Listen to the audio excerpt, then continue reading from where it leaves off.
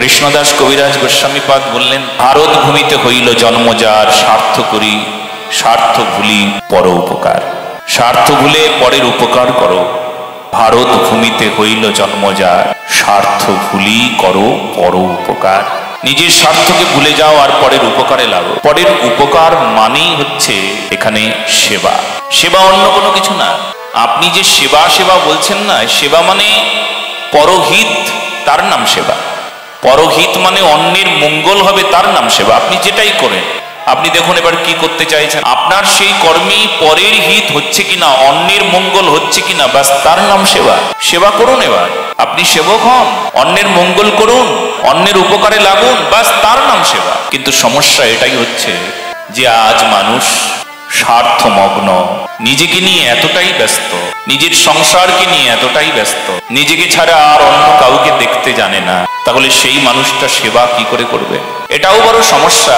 যদি নিজেকে বাদ দিয়ে অন্যকে দেখতে যায়, সেখানে একটা ঝামেলা মানুষ মনে করে, ঝামেলায় পড়ব। অন্যের মঙ্গল করতে যাব, সেখানে ঝামেলা হবে।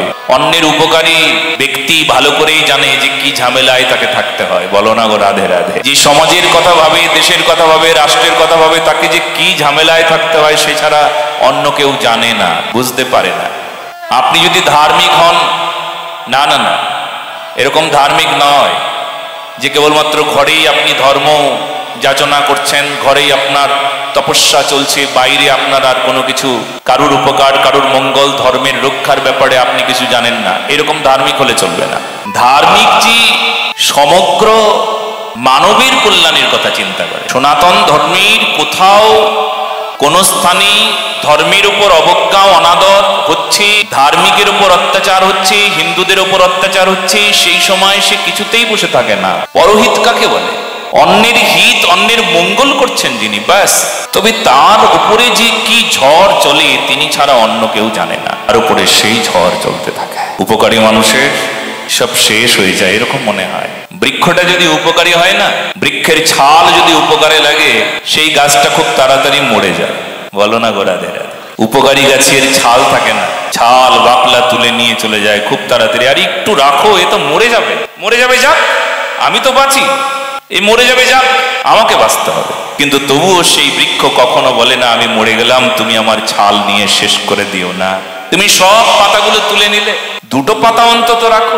আমার পাতা উপকার করে, সবার মঙ্গল করে, কিন্তু একটা দুটো পাতা রাখো, নয়তো মরে যাব আমি। এটাও কখনো কোনো সময় বৃক্ষ বলে না। বৃক্ষ প্রাণ ভরে সেবা করে যায়। জল ছাড়া শুকিয়ে মরে গেলেও বৃক্ষ কখনো বলে না এই আমায় একটু জল দাও, আমি না শুকিয়ে গেলাম গো, একটু জল দেবে না। বৃক্ষ কখনো বলে না। এ তো সেবক। এই জন্য তরু সম সহিষ্ণুতা বৈষ্ণব করিবে। তরু মানে বৃক্ষ, বৃক্ষের সমান সহিষ্ণুতা, এটা বৈষ্ণবের লক্ষণ। বৈষ্ণব এই প্রকার হবে। তৃণাদপি শুনিছেন, এই শ্লোকের মূর্ত প্রতিম হতে হবে, এমন এমন উদাহরণ হতে হবে, তবে তো সেবক।